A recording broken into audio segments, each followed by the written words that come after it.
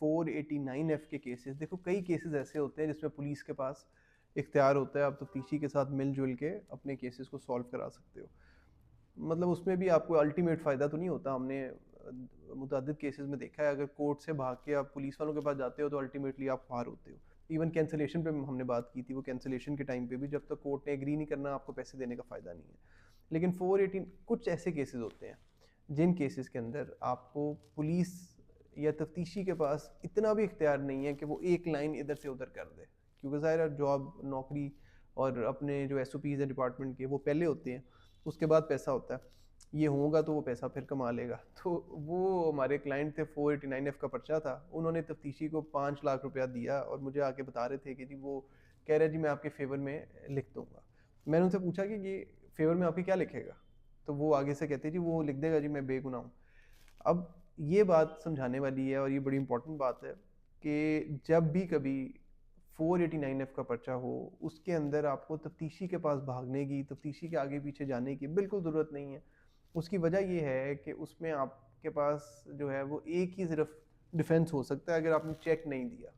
अगर आपका चेक है, उस चेक पे आपके साइन है और बैंक ने उसके ऊपर बाउंस स्लिप लगा दी है, तो तफ्तीशी कैन नॉट डू एनीथिंग। तफ्तीशी के पास ये इख्तियार नहीं है कि वो ये लिख दे अपनी रिपोर्ट में कि, या जब चालान जमा कराए कि जी वो चेक इनका नहीं था, क्योंकि चेक के साथ बैंक अकाउंट नंबर होगा, साथ में बैंक की स्लिप होगी, वो तीनों चीज़ें डॉक्यूमेंट्री एविडेंस है जो आपके फेवर में है। तो तफ्तीशी कभी भी ये नहीं लिखेगा। और अल्टीमेटली उनके साथ भी यही हुआ कि उनके तफ्तीशी से जब मैंने उनको कहा कि आप इसको एग्जैक्ट पॉइंट आउट करें, उससे पूछें कि वो लिख के देगा कि चेक आपके नहीं है, तो उन्होंने पूछा था, वो कहते मैं कैसे लिख सकता हूँ, ये तो बैंक का डॉक्यूमेंट साथ लगा हुआ है।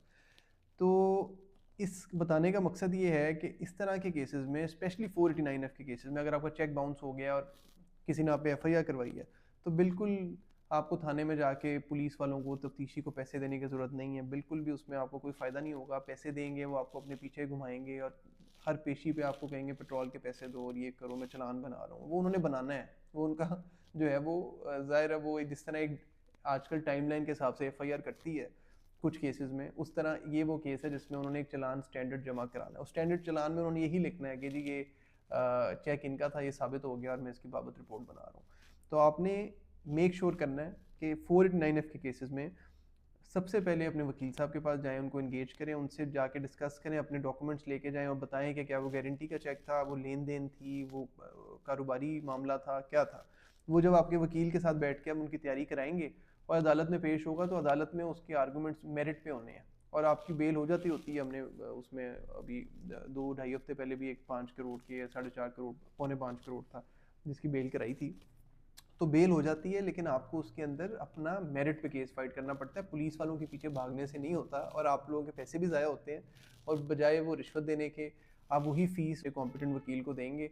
ने उनको साथ में इंगेज करके चलना है और आप जब साथ लेके चलेंगे तो आपको पता चलेगा कि आपने क्या। और इसमें जो कहते हैं कि जी हमने मैं आपको इसमें, हम दोबारा इस पर जब वीडियो करेंगे तो मैं आपको बताऊंगा कि आपने थाने जब जाना है बेल कराने के बाद, स्पेशली 489F में या किसी भी और मुकदमे में, तो आपने थाने में कैसे पेश होना है, ये भी बड़ा एक ज़रूरी टॉपिक है, आपको उसमें फिर जिक्र करेंगे। Thank you.